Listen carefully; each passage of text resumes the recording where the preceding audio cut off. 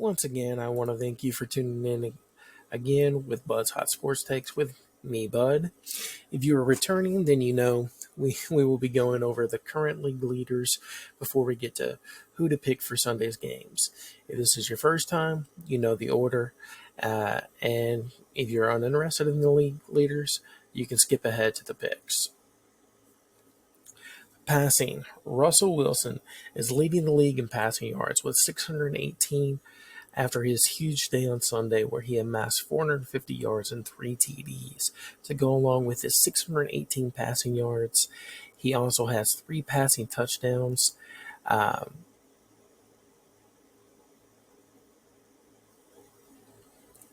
Been sacked 5 times and has 11 carries for 67 rushing yards.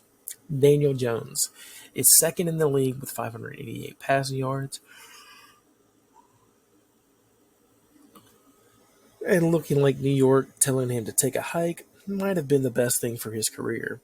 To go along with his 588 passing yards, he has 2 passing touchdowns, been sacked 2 times, has 13 carries for 28 rushing yards and 3 rushing touchdowns. He is also 2-0 since the move.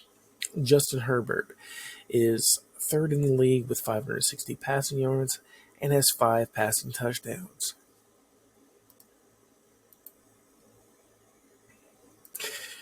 He also has been sacked 5 times and has 16 carries for 63 rushing yards. I'm sure with 5 passing touchdowns and being sacked 5 times, he's like, come on, sack me some more.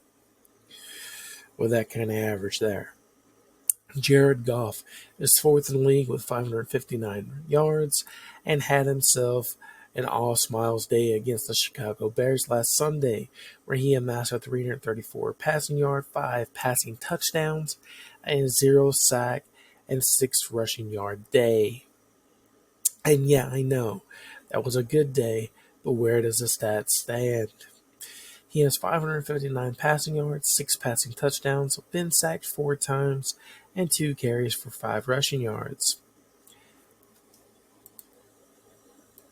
Dak Prescott. He is currently 5th in the league in his shootout win against Russell Wilson and the Giants this last Sunday. And I'll save you the suspense. While they both had a good day, Russell Wilson definitely won the quarterback war in this one, but lost the running battle in the game. Okay, that's fine and all. Get to the stats already. Prescott has 549 passing yards, 2 passing touchdowns, been sacked 3 times, and has 4 carries for 20 yards on the season. Rushing, leading the league in rushing is Jonathan Taylor with 236 rushing yards.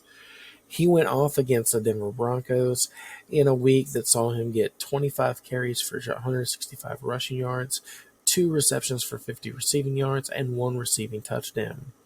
On the season, he has 43 carries for 236 rushing yards, no rushing touchdowns, 5 receptions for 77 receiving yards, and 1 receiving TD. Travis Etienne Jr. is second in rushing yards with 214 rushing yards and on 30 carries, 5 receptions for 31 receiving yards.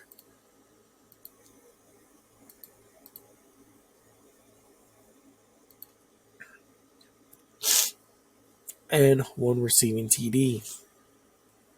Derek the King Henry was first last week but fell to third in the league after his Sunday where he had an abysmal showing of 11 carries for 23 rushing yards. He has 192 rushing yards on 29 carries, 2 rushing TDs, 1 reception for 13 receiving yards, and 2 fumbles. James Cook, 4th in the league with 176 rushing yards, with almost all of his huge performance last Sunday coming in the first half of the game. He has 176 rushing yards on the season on 34 carries, 3 rushing touchdowns, 6 receptions for 61 receiving yards, and 1 fumble. But John Robinson is 5th in the league with 167 rushing yards on 34 carries. He has 167 rushing yards, 9 receptions for 125 receiving yards, and 1 receiving TD. Receiving. We are going to see a lot of the same names from last week in the top 5, 4 in fact, but the order is going to be different. Malik Neighbors leading the league with 238 receiving yards, given Russell Wilson's big day last Sunday. It's no surprise Malik Neighbors had a big day as well, as he had 9 receptions for 167 receiving yards and 2 receiving TDs. He has 14 receptions for 238 receiving yards and 2 receiving TDs on the year. Jackson Smith-Njigba is second in the league, and I think that's where he was last week as well. He has 17 receptions for 227 receiving yards and 2 fumbles on the year. That's 2 games of the season and 2 back-to-back 100-plus yard reception games, and still has been kept out of the end zone. Only a matter of time before he finds pay dirt at this rate. CeeDee Lamb is third in the league, 16 receptions for 222 receiving yards. He also had back-to-back 100-plus yard games with no touchdowns on the year so far. Puka Nacua is fourth in the league with 18 receptions for 221 receiving yards. He also has 2 carries for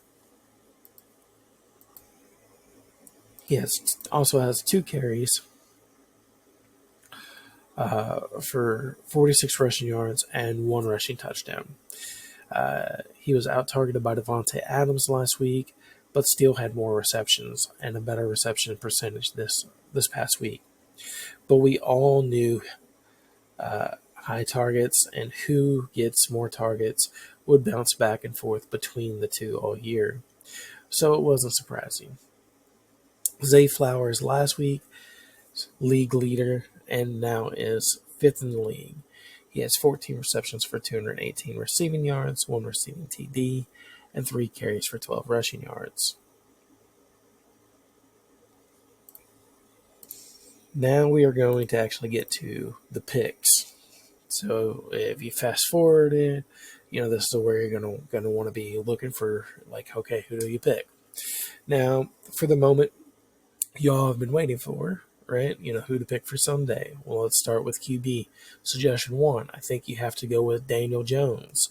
With how he has looked so far, he was one of the top throwers in week 1 and was again last week in week 2. He hasn't lost a game yet since going to the Colts. They seem rather insistent through the first 2 games to be giving him the goal line carries, which only helps his daily fantasy potential. If that isn't enough to convince you to go with Indiana Jones this week, then they are also facing the 0-2 Tennessee Titans, who are led by a rookie QB who so far has quite frankly looked like he has felt out of place and uncomfortable so far in the NFL. I'm looking for Daniel Jones to go something like 20 to 25 completions for about 320 passing yards, 2 passing touchdowns, 5 carries for about 10 yards, and 1 rushing TD. This should get him about 28 fantasy points. And he's going for 5,400 in DraftKings and 7,800 in FanDuel. So definitely pick him up in DraftKings. Well, they are still way undervaluing his performance so far. Quarterback suggestion 2 is Matthew Stafford. And not because I believe he is going to have some monster game, but because of his consistency throughout his career. And consistency he has shown so far this year. And that matters because you know what you're getting and what to expect. I don't expect to be some big scoring game between these 2 undefeated teams so far this year. I expect 20 to 25 completions for about 300 passing yards and 2 passing touchdowns. This should give him about 20 fantasy points. He is going for 5,700 in DraftKings and 6,900 in FanDuel. Running back. RB suggestion 1 is Travis Etienne Jr. He is 2nd in the league in rushing yards and is very much a rushing running back, as he doesn't typically do much with his hands and doesn't have a huge name, which is why between those 2 things combined, even though he has been number 2 running back in rushing yards for the season through week 1 and week 2, that he still isn't going for much in DraftKings and FanDuel. He is facing a low middle of the pack rushing defense this week in the Texans. I'm expecting about 15 carries out of him for about 120 rushing yards, 2 receptions for 10 yards, and getting 1 TD. This should get him about 20 fantasy points. He is going for 5,900 in DraftKings and 7,000 in FanDuel.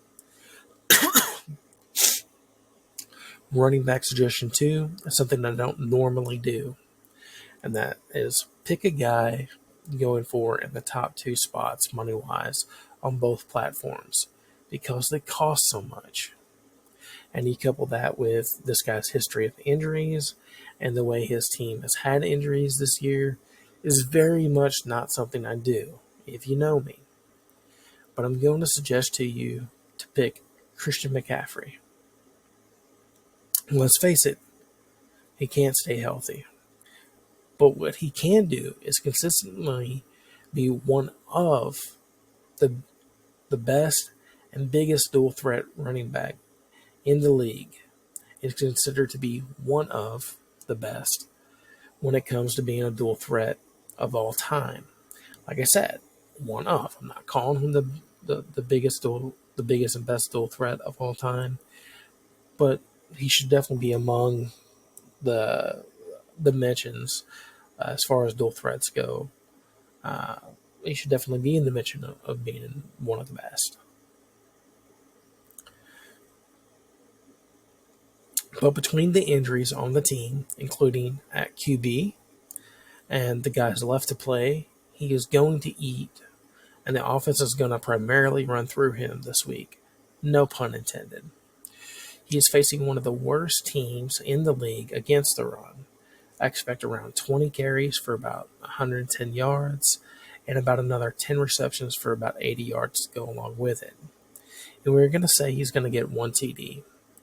This should give him about 30 to 35 fantasy points, depending on the platform. He is going for 8,200 in DraftKings and 9,100 in FanDuel. Wide receivers. Suggestion 1, Deebo Samuel. One of the things I didn't like about him when he was a 49ers, when he was a San Francisco 49er, is because the guy, he had no consistency. He either had a good game or he had a bad game, and you never knew which you were going to get. So far with the Washington Commanders, he has had 7 receptions a game and about 15 fantasy points a game. And this week he's playing against one of the weakest secondaries in the league. And judging by the use of Terry McLaurin so far this year, which is near non-existent, I don't see it getting in the way too much of people getting getting use out of him, right? I'm expecting, a 10 reception game for about 90 yards and 1 TD. It should give him 22 to 27 fantasy points, depending on the platform. He is going for 6,100 in DraftKings and 6,700 in FanDuel. Suggestion 2 is Rome Odunze. And also, if you know me at all, I'm very much a critic of Caleb Williams, as I think he is a selfish player with no heart. Has talent, but going to be in his own way from ever really being able to make it in the league, and to make it big. It's just not going to be him. He quits in games, basically. So it's a bit weird I pick one of his receivers, but the Bears are playing against one of the top 5 worst secondaries in the league. And normally I would probably go with Moore, given his hands and speed to make things happen. But Rome Odunze is getting almost 2 targets to every one of Moore's this year. And also Odunze has 3 receiving touchdowns and has reached the end zone in every game so far this season. I'm looking for about 8 receptions for 120 yards and 1 touchdown. This should give him 22 to 26 fantasy points. He is going for 5,300 in DraftKings and 6,400 in FanDuel. Suggestion 3, CeeDee Lamb. And again, while this guy isn't in the top 2 on both, he is going for a bigger price tag than I would normally put on my team. for daily fantasy sports. But as stated earlier, he is one of two guys who has been in the top 5 each week in receiving yards with back-to-back 100-plus receiving games and not reached the end zone yet. The other guy is facing a secondary this week in just outside the top 10 best secondaries, while CeeDee Lamb is facing a secondary this week that is 10th in the league in worst secondaries. You know he is getting 10-plus targets, and he's going to get you 100-plus yards. I'm expecting 10 receptions for about 120 yards and 2 touchdowns this week. This is going to give him a monster week and well worth the amount you're paying for him, as this is going to give him about 29 to 34 fantasy points. He is going for 8,000 in DraftKings and 8,800 in FanDuel. Tight end. Given the amount we are paying for one of our wide receivers this week and one of our running backs, we are going to be looking for bargain basement tight end and defenses this week, as they normally can pay off big, but usually not a big difference in points anyway. Suggestion 1, Juwan Johnson. He has been rather consistent with his use and his production, and is going for a rather modest amount in both, and one of the cheapest positions anyways. I'm expecting about 6 receptions for 70 yards and no touchdown. This is going to get you 10 to 13 fantasy points. He is going for 3,900 in DraftKings and 5,700 in FanDuel. Suggestion 2, Zach Ertz. The Raiders is around top 5 worst secondaries in the league so far this season, and Ertz has been consistent with his usage and has scored a TD in every single game. He's going rather cheaply. I'm expecting about 6 receptions for about 70 yards and 1 TD. This should give you about 16 to 19 fantasy points. He is going for 4,200 in DraftKings and 5,300 in FanDuel. Flex, Tyler Warren. He is leading the league as far as tight ends go in receiving yards. He is tied for targets and is one behind in receptions and has been very consistent. This is also a cheap position, given his consistent usage. Makes him a good, safe pick. And couple that with the fact that he hasn't found the end zone yet, and it's typically a position known for being targeted in the red zone, given how big of a target they are to throw to compared to the size of a wide receiver, says he should be due for a touchdown. You can expect about 6 to 8 receptions for about 80 yards out of him. And I'm going to say he gets a TD as well. This is going to give him 17 to 22 fantasy points. He is going for 4,400 in DraftKings and 5,600 in FanDuel. Defense. Suggestion 1, the Jaguars. They have scored about 9 points for you a game so far, and is one of the cheapest defenses to get this week. They're going for 2,800 in DraftKings and 3,300 in FanDuel. Suggestion 2 is roll the dice and go with the Browns, who is the cheapest defense to go with in both this week, and it's going against a team that has looked decent on offense and defense this year so far in the Packers. They are getting you about 1 point, and it's going for 2,200 in DraftKings and 3,000 in FanDuel. You never know. They could be taken lightly this week and step up in a big way this week. So you could roll the dice, and they might pay out huge for you. You never know, especially with defenses. Well, there you have it. That's my suggestions on who to pick for fantasy lineup this week. Feel free to like, dislike, comment, and or subscribe. And you can do all that below. Thanks again for tuning in with me, Bud, for Bud's Hot Sports Takes. See you next time.